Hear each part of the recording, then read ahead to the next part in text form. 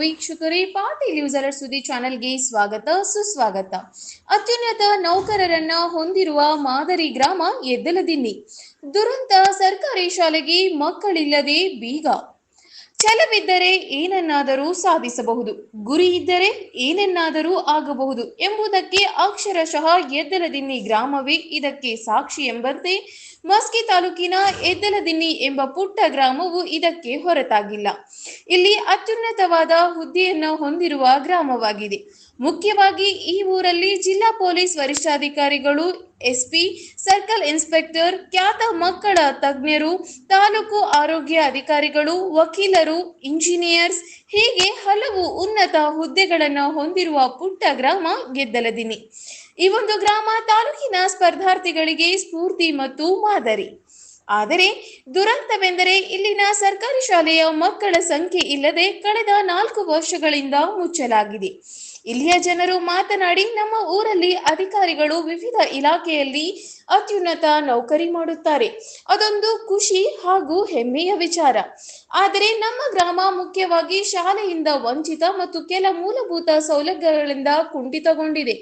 ಅದಕ್ಕೆ ಸ್ಥಳೀಯ ಅಧಿಕಾರಿಗಳು ಗ್ರಾಮಕ್ಕೆ ಭೇಟಿ ನೀಡಿ ಸೌಲಭ್ಯಗಳನ್ನು ಒದಗಿಸಬೇಕೆಂದು ಗುಂಡಪ್ಪಗೌಡ ಹಸ್ಮಕಲ್, ಪೌಲ್ರಾಜ ಗ್ಯಾರಂಟಿ ಸಮಿತಿ ಸದಸ್ಯ ಜಯವರ್ಧನ್ ರೆಡ್ಡಿ, ವಿನೋದ್ ಮಾತನಾಡಿದರು. ಒಟ್ಟಾರೆ ಪಾಟೀಲ್ ನ್ಯೂಸ್ ಅಲರ್ಟ್ ಸುದ್ದಿಯಿಂದ ಗ್ರಾಮಸ್ಥರಿಗೆ ಕಳಕಳಿ ಎಂದರೆ ಎಲ್ಲ ಅಧಿಕಾರಿಗಳನ್ನ ಒಂದು ವೇದಿಕೆಗೆ ಕರೆತಂದು ಇಲ್ಲಿನ ಸ್ಪರ್ಧಾರ್ಥಿಗಳಿಗೆ ತಮ್ಮ ಅನುಭವ ಮತ್ತು ಮಾರ್ಗದರ್ಶನ ಮಾಡಿ ಸ್ಫೂರ್ತಿ ತುಂಬುವ ಕೆಲಸ ಮಾಡಬೇಕೆನ್ನುವುದು ಆಶಯ.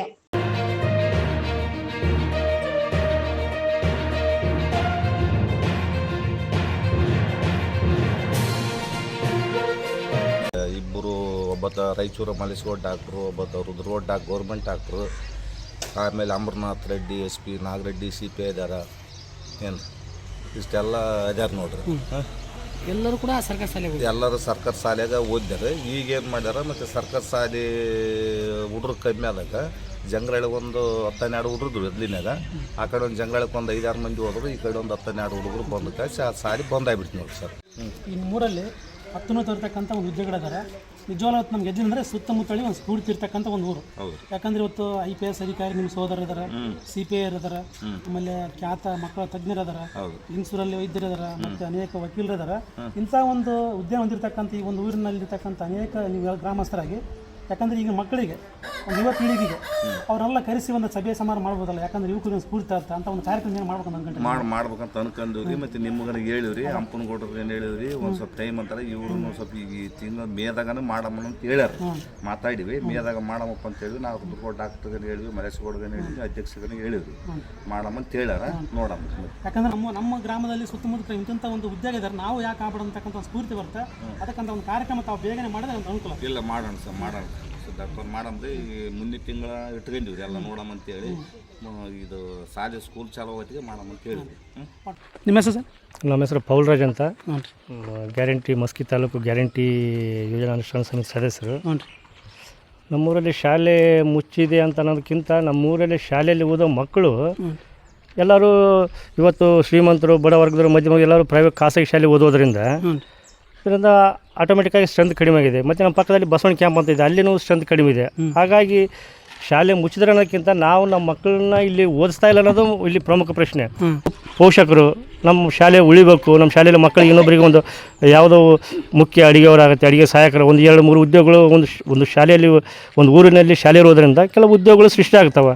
ಆಮೇಲೆ ಈಗ ನೀವು ಹೇಳಿದ್ರಿ ದೊಡ್ಡ ಶ್ರೀಮಂತರ ಮಕ್ಕಳಾಗಿರ್ಬೋದು, ಆಮೇಲೆ ಕಡು ಬಡವ್ರ ಮಕ್ಕಳು ಇದು ಸಮಸ್ಯೆ ಆಯ್ತಲ್ಲ, ಇಲ್ಲಿ ಬೇರೆಯವ್ರಿಗೆ ಎಂಥ ಮಕ್ಕಳು ಏನು ಮಾಡ್ಬೇಕು ರೀ? ಇಲ್ಲ ಅದೇನಿಲ್ಲ, ನಾನು ಮೊದಲು ಅದನ್ನೇ ಹೇಳಿದೆ. ನಾವು ಇನ್ನೊಬ್ಬರನ್ನ ಬಡವ್ರ ಮಕ್ಕಳಾಗಲಿ, ನಾವು ನಿಮ್ಮ ಮಕ್ಕಳನ್ನ ಓದಿಸಿರೋದು, ಈಗ ಸರ್ಕಾರ ಎಲ್ಲ ಅನುಕೂಲ ಕೊಟ್ಟಿದೆ. ನಾವು ಇಲ್ಲಿ ಮಕ್ಕಳು ಓದಿಸಿರೋದಕ್ಕಿಂತ ಪೇರೆಂಟ್ಸ್ಗಳು ನಾನು ಬಡವ, ನಾವು ನನ್ನ ಮಕ್ಕಳನ್ನ ಖಾಸಗಿ ಶಾಲೆ ಓದಿಸೋಕೆ ಇಷ್ಟಪಡ್ತೀನಿ. ಪರಿಸ್ಥಿತಿ ಹಿಂಗಿರುವಾಗ ಮತ್ತು ಶಾಲೆಗಳು ಬೆಳಿಬೇಕು, ಉಳಿಬೇಕು ಅಂತಂದರೆ ಹಂಗೆ ಮೂಲಭೂತವಾಗಿ ನಾವು ಪಾಲಕರು ನಮ್ಮ ಮಕ್ಕಳನ್ನ ಸರ್ಕಾರಿ ಶಾಲೆಯಲ್ಲಿ ಓದಿಸ್ಬೇಕು. ಇತ್ತೀಚೆಗೆ ಸರ್ಕಾರಿ ಶಾಲೆಯಲ್ಲಿ ಎಲ್ಲ ಸರ್ಕಾರ ಎಲ್ಲ ಸೌಲಭ್ಯಗಳಿದಾವೆ. ಅದು ನಮ್ಮ ಪೋಷಕರ ಕೆಲಸ. ಒಂದೇನಪ್ಪ ಅಂದ್ರೆ ನಮ್ದೇನಪ್ಪ ಅಂದ್ರೆ ಸುದ್ದಿ ಮಾಡೋ ವಿಚಾರ, ಯಾಕೆ ಎದ್ಲಿನ ಅಂತಕ್ಕಂಥ ಗ್ರಾಮದಲ್ಲಿ ಅತ್ಯುನ್ನತ ಉದ್ಯೋಗಗಳೇ ಇವತ್ತು ಇದೊಂದು ಸ್ಫೂರ್ತಿ, ಪಕ್ಕ ಎಲ್ಲ ಊರಿಗೆ ಒಂದು ಸ್ಫೂರ್ತಿ. ಇಂಥ ಒಂದು ಸ್ಫೂರ್ತಿ ಹೊಂದಿರತಕ್ಕಂಥ ಗ್ರಾಮದಲ್ಲಿ ಸರ್ಕಾರಿ ಶಾಲೆ ಮುಚ್ಚಿದ ಅನ್ನೋದೇ ಒಂದು ದೊಡ್ಡ ಒಂದು ನೋವಿನ ವಿಚಾರ ಅಂತಕ್ಕಂಥದ್ದು ಈ ಒಂದು ಸುದ್ದಿಯ ಒಂದು ವಿಚಾರ. ಅದು ನಿಜ ಹೇಳಿದ್ರೆ ಒಂದು ದೌರ್ಭಾಗ್ಯ ಅಂತಲೇ ಹೇಳ್ಬೋದು. ಅದರಲ್ಲಿ ಎರಡು ಮಾತ್ರ, ಒಂದು ಊರಲ್ಲಿ ಸರ್ಕಾರಿ ಶಾಲೆ ಮುಚ್ಚಿದೆ ಅಂದರೆ ಅದು ಸಂತೋಷ ವಿಷಯವಲ್ಲ, ನಿಜವಾಗ್ಲೂ ಒಂದು ದೌರ್ಭಾಗ್ಯ ಅಂತ ಹೇಳ್ಬೋದು. ಮತ್ತು ಏನು ಮೂಲ ಸಮಸ್ಯೆ ಇರೋದು ನಾನು ನಿಮಗೆ ಆಲ್ರೆಡಿ ಹೇಳಿಬಿಟ್ಟಿದ್ದೆ ಏನು ಸಮಸ್ಯೆ ಇದೆ ಅಂತ. ದಿವ್ಯ ನಿರ್ಲಕ್ಷ್ಯದಿಂದ ಇವೆಲ್ಲ ನೆನೆಗುಂದಿಗೆ ಬಿದ್ದಿದೆ ಅಂತ ಹೇಳ್ತಾ ಇದೀವಿ. ನೋಡಿ, ನಿಮ್ಗೆ ಗೊತ್ತಿರೋ ಹಾಗೆ ಇವೆಲ್ಲ ಮೂಲಭೂತ ಸೌಕರ್ಯಗಳು ಬರೋದು ಪಂಚಾಯತಿ ಅಂಡರಲ್ಲಿ ಬರ್ತವೆ, ನಿಮಗೆ ಗೊತ್ತು. ಇದು ನೀರಿನ ಸೌಲಭ್ಯ ಆಗಲಿ, ಶೌಚಾಲಯದ್ದು ಇವೆಲ್ಲ ಪ್ರಾಥಮಿಕ ಸೌಲಭ್ಯಗಳು. ಆದರೆ ಪಂಚಾಯತಿಯವರು ಸರ್ಕಾರ ಪಂಚಾಯತ್ ನೇರ ಜವಾಬ್ದಾರಿ, ಅವ್ರದ್ದು ಜವಾಬ್ದಾರಿ. ಮತ್ತು ನಮ್ಮದು ಪರಿಶ್ರಮ, ನಮ್ಮದು ಬೇಕು. ನಮ್ಮದು ಏನು ತೊಂದರೆ ಇದೆ ಅಂತ ನಾವು ಸರ್ಕಾರ ಅಂದರೆ ಪಂಚಾಯತ್ ಗಮನಕ್ಕೆ ತಂದರೆ ಅವರು ಮಾಡ್ತಾರೆ. ನಾವು ಸಮಸ್ಯೆ ತರ್ತೀವಿ, ಮಾಡ್ತಾರೆ. ಸಣ್ಣ ಪುಟ್ಟ ಲೋಪದೋಷ ಇದ್ದಾರೆ, ಎರಡು ಮಾತಿಲ್ಲ. ನಮಸ್ಕಾರ ಸರ್. ನಮಸ್ತೆ. ಏನೇನು ಮೂಲಭೂತ ಸೌಕರ್ಯಗಳು ಆಗಬೇಕಂತ ನೀವು ಬಯಸ್ತಾ ಇದ್ದೀರಿ? ಮೂಲಭೂತ ಸೌಕರ್ಯ ಅಂದರೆ ಶಿಕ್ಷಣ, ಆರೋಗ್ಯ ಮತ್ತು ನೀರಿಂದು ಈ ಸೌಕರ್ಯ ಮೂಲಭೂತ ಬೇಕು. ಈ ಹಳ್ಳಿಗಳಿಗೆ ಆಲ್ಮೋಸ್ಟ್ ಆಲ್ ನೀರಿಂದು ಒಂದು ಬೋರ್ ಇದೆ, ಇನ್ನೊಂದು ಬೋರ್ ಹಾಕ್ಸ್ಬೇಕಂತ ಹೇಳಿದ್ದಾರೆ, ಪಿ ಡಿ ಒ ಮಾಡ್ತಾರೆ. ಆಮೇಲೆ ಸ್ಕೂಲ್ ಬಂದಾಗಿದ್ದು ಅವಾಗ ಎಲ್ಲರೂ ಕಲ್ತಾರೆ, ಡಾಕ್ಟರ್ ಇದ್ದಾರೆ, CPI ಇದ್ದಾರೆ, ಎಲ್ಲರೂ ಇದ್ದಾರೆ ನಮ್ಮೂರಲ್ಲಿ. ಆದರೂ ಸ್ಕೂಲ್ ಯಾಕೆ ಮುಚ್ಚಿದೆ ಅಂದರೆ ಅವಾಗ ಶಿಕ್ಷಣಕ್ಕೆ ಆದ್ಯತೆ ಜಾಸ್ತಿ ಇತ್ತು. ಈಗ ಎಲ್ಲ ಖಾಸಗಿ ಶಿಕ್ಷಣಕ್ಕೆ ಹೊಂಟಿದ್ದಾರೆ ಎಲ್ಲ. ಅವಾಗ ಮಸ್ಕಿ ಹೋಗ್ಬೇಕು, ಬೇಡ ಇಲ್ಲೇ ಓದಮ್ಮಂತ ಓದ್ತಿದ್ರು. ಈಗ ಮಸ್ಕಿ ಅನ್ನೋದು ಈಸಿ ಆಗ್ಯದ, ಹಾಗಾಗಿ ಸ್ಕೂಲ್ ಮುಚ್ಚಿದೆ. ಮತ್ತು ಸ್ಮಶಾನದ್ದು ಒಂದು ಪ್ರಾಬ್ಲಮ್ ಇದೆ ನಮ್ಮ ಮೂಲಭೂತ, ಅದರಲ್ಲಿ ಅದೊಂದಿದೆ. ಅದನ್ನು ಸಾಕಷ್ಟು ಸಾರಿ RIಗೆ ಹೇಳಿದ್ದೀವಿ, VAಗೆ ಹೇಳಿದ್ದೀವಿ, ತಹಸೀಲ್ದಾರ್ಗೂ ಅರ್ಜಿ ಕೊಟ್ಟಿದ್ದೀವಿ, ಎಲ್ಲ ಮಾಡಿದ್ದೀವಿ. ಇವತ್ತಿಗಾದ್ರೆ ಯಾವುದೇ ಗಮನಕ್ಕೆ ತಂದಿಲ್ಲ. ಆಮೇಲೆ ಪಿ ಡಿ ಒಗಳು ಯಾರೂ ಇಲ್ಲಿ ನಿಂದಿರ್ತಿಲ್ಲ. ಈ ನಮ್ಮೂರಲ್ಲಿ ಕಳುವಾಗಿದೆ, ಇದಾಗಿದೆ ಅಂತ ಆಲ್ಮೋಸ್ಟ್ ಆಲ್ ಎಲ್ಲರೂ ನ್ಯೂಸ್ ಆಗ್ಯದ. ಇದಕ್ಕೆ CC ಕ್ಯಾಮ್ರಾ ಹಾಕಂತ ಹೇಳಿ ಭಾಳ ದಿನ ಆಯ್ತು, ಅವರು ಏನು ಇದಕ್ಕೆ ತಗೊಂಡಿಲ್ಲ. ನಿರ್ಲಕ್ಷ್ಯಗಳು ಕಾಣ್ತಾ ಇದ್ದಾವೆ. ಹೌದು ಸರ್. ಇದ್ರ ಬಗ್ಗೆ ನೀವು ಏನು ಹೇಳಿಕ್ ಬಯಸ್ತೀರಿ? ಸರ್, ಮೊದಲನೇದಾಗಿ ಇದು ನಮ್ಮೂರು ಮಸ್ಕಿ ಕಾಂಗ್ರೆಸ್ ಬ್ಲಾಕ್ ಅಧ್ಯಕ್ಷರ ಊರು, ತವರೂರು. ಇಲ್ಲಿ ಮೂಲಭೂತ ಸೌಕರ್ಯಗಳ ತೊಂದರೆ ಭಾಳ ಇದೆ ಸರ್. ಒಂದು ರೋಡಿನ ಸಮಸ್ಯೆ ಆಗಿರ್ಬೋದು, ಗಟರ್ ಸಮಸ್ಯೆ ಆಗಿರ್ಬೋದು, ನೀರಿನ ಸಮಸ್ಯೆ. ಈಗ ಬೇಸಿಗೆಯಲ್ಲಿ ನೀರಿಂದ ಭಾಳ ತೊಂದರೆ ಇದೆ ರೀ. ಯಾಕಂದರೆ ಒಂದೇ ಬೋರ್ ಇದೆ ಸರ್, ಎದ್ದಲ್ದಿನಿಗೆ ಬಸವಣ್ಣ ಕ್ಯಾಂಪಿಗೆ. ಈಗ 2 ಕಡೆನೇ ಸಪ್ಲೈ ಮಾಡ್ಬೇಕು. ಅದು ಬೋರಲ್ಲಿ ಅರ್ಧ ನೀರು ಬರುತ್ತೆ, ಒಂದು 10 ನಿಮಿಷ ಆಫ್ ಆಗುತ್ತೆ, ಮತ್ತೆ ನೀರು ಬರುತ್ತೆ. ಈ ಥರ ಮೂಲಭೂತ ಸೌಕರ್ಯದ ನೀರಿನ ತೊಂದರೆ ಭಾಳ ಇದೆ ಸರ್. ಇನ್ನೊಂದು ನೀವು ಚರಂಡಿದು ಹೇಳಿದ್ರಿ. ನೀವು ಹೇಳಿದ ಪ್ರಕಾರ ಚರಂಡಿ, ಅಂಗನವಾಡಿ ಪಕ್ಕದಲ್ಲಿ ಚರಂಡಿ ಇದೆ ಸರ್. ಮಕ್ಕಳು ಬೀಳೋಂಥ ಚಾನ್ಸ್ ತುಂಬ ಇದೆ. ಆಮೇಲೆ ಫುಲ್ಲು ಬ್ಲಾಕ್ ಆಗಿಬಿಟ್ಟಿದೆ ಸರ್ ಚರಂಡಿ. ಇನ್ನೊಂದು, ಇದೇ ಸ್ಕೂಲಲ್ಲಿ ನಾವು ಓದಿದ್ದೀವಿ, ನಮ್ಮ ಹಿರಿಯರು ಓದಿದ್ದಾರೆ. ಸುಮಾರು ಒಂದು 100 ಜನ ಸ್ಟೂಡೆಂಟ್ಸ್ ಇದ್ದರು ಇಲ್ಲಿ. ಅದಕ್ಕೆ ಒಬ್ಬ ಶಿಕ್ಷಕರು ಇವತ್ತಿನವರೆಗೂ. ಯಾವಾಗ 2090ರಿಂದ ಒಬ್ಬರೇ ಶಿಕ್ಷಕರು ಪಾಠ ಮಾಡಿದ್ದಾರೆ ಈ ಸ್ಕೂಲಲ್ಲಿ. ಹಂಗಾಗಿ ಮಕ್ಕಳು ಒಬ್ಬರೇ ಇದು ಟೀಚರಿಂದ ಕಲಿಯೋದು ಭಾಳ ತೊಂದರೆ ಆಯಿತು. ಹಂಗಾಗಿ ಬೇರೆ ಬೇರೆ ಕಡೆ ವಲಸೆ ಹೋಗಿ ಸ್ಕೂಲ್ ಮುಚ್ಚೋಕೆ ಕಾರಣ ಆಯ್ತು ಸರ್. ಇನ್ನೊಂದು ಸರ್, ನಮ್ಮ ಪಂಚಾಯತ್ ಸಮಸ್ಯೆ ಅಂದರೆ 6 ತಿಂಗಳಿಗಿಂತ ಹೆಚ್ಚಿಗೆ ಒಬ್ಬರು PDO ಗಳು ನಿಂದ್ರಲ್ಲ.